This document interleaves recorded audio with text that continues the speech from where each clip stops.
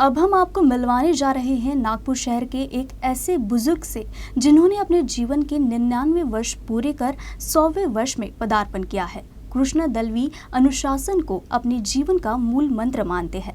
खुले विचारों वाले कृष्ण दलवी अपने शर्तों पर जीवन जिया। उनकी खुली सोच के विचार न केवल हमें तनाव मुक्त रख सकते हैं बल्कि मौजूदा समय में समाज के लिए भी जरूरी है। तो आइए मिला जाए 100 साल के कृष्ण दलवी से, जिन्होंने 1 जनवरी को ही 99 वर्ष की आयु को पूरा कर 100वें वर्ष में पदार्पण किया है। हमारे आसपास जो बुजुर्ग होते हैं वो हमारी जो परंपरागत सभ्यता है उसके वाहक होते हैं और अनुभव की खान होते हैं। तो उनसे मिलने वाले अनुभवों से हम बहुत कुछ सीख सकते हैं, लेकिन ऐसे बहुत कम बुजुर्ग होते हैं जो अपने जीवन के 100 वसंत को देखें। तो मेरे साथ एक ऐसे ही बुजुर्ग हैं जो नागपुर के हैं और जिन्होंने हाल ही में अपने जीवन के 100वें वर्ष में पदार्पण किया है। उनका नाम है कृष्ण माधवराव दड़वी। ये एक नागपुर के ही हैं, नागपुर के पास भंडारा के हैं। और सबसे ख़ास बात यह है कि उन्होंने अपने 100 साल के जीवन में अपने बाल्यकाल के बाल की अवस्था में अपनी शर्तों के साथ में जीवन जिया।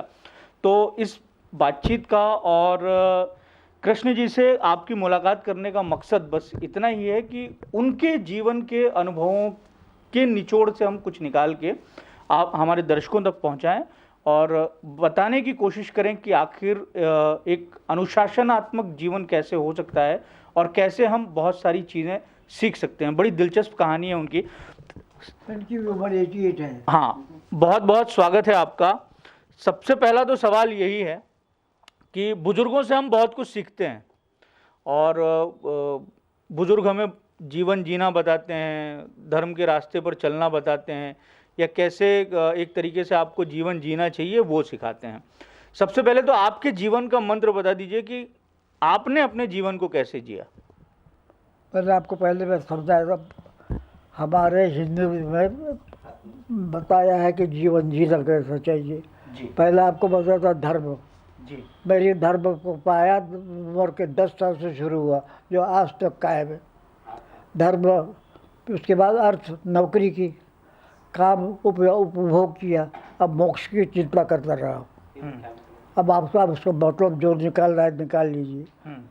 मैं किसी को मार्गदर्शन में गुरु बनना नहीं। एक बात ऐसा हुआ, अब डॉक्टर गिलोरकर सुना है? हाँ, सुना है। मिसेस गिलोरकर भी मेरी एक बनी हुई लड़की मालूम है। उन्होंने आपके जैसे 4 आदमी एक बार मुझे बताया कि इनका मार्गदर्शन करो। मैंने कहा ये 4 से 2 इंजीनियर है, 2 डॉक्टर है, इनका क्या मार्गदर्शन होगा? इनको अपना मार्गदर्शन खुद ढूंढना चाहिए। इनकी जो लायकी था ढूंढना चाहिए मार्गदर्शन, जैसे मैंने अपना ढूंढ लिया। अब लिख तो दिया धर्म, अब धर्म का कैसे पालन करते ये आपके ऊपर डिपेंड करता है। तो इस मार्ग बताना कि मैं चक्कर में कभी नहीं पड़ता हूँ। You do what ever you like, समझो। लेकिन अपना मेरा मंत्र है, आपका स्वास्थ्य अच्छा रहना चाहिए, आपका धर्म अच्छा रहना चाहिए। आप सरकारी नौकरी में रहे, उसके बाद में भी आपको कविताएं लिखने का शौक था। अलग अलग विषयों पे आप कविताएं लिखते थे। 17 से लेकर 47 तक हाँ। लिखा, उसके बाद नहीं। तो आपने शादी सुनो, मेरी शादी हुई 52 में। जब मेरी एज थी 52, मतलब 1952, 1947 48 तक कविता लिखी। उसके बाद मैंने कुछ नहीं लिखा।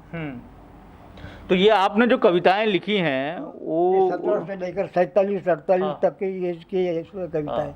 तो उसमें जीवन उतर चढ़ाव तो होता ही रहता है, सुख दुख तो होता ही रहता है, वो सब इसमें फॉलो है। तो आपके परिवार ने आपकी जो कविताएं हैं उसका गिफ्ट दिया है पुस्तक के रूप में। उसका शीर्षक है मर्म ध्वनि। तो ये गिफ्ट आपको कैसा लगा जो परिवार ने दिया आपके? क्या चीज नाम? ये जो पुस्तक भेंट दी जो आपके परिवार ने आपको, कैसा लगा इसको देख के, इसको पाकर?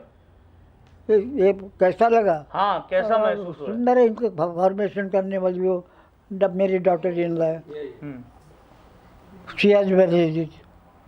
उसके साथ इसमें 2 नाम जो और भी है, एक वैशाली बुलबुल है, वो यहाँ की बड़ी विद्युषी है, नागपुर की।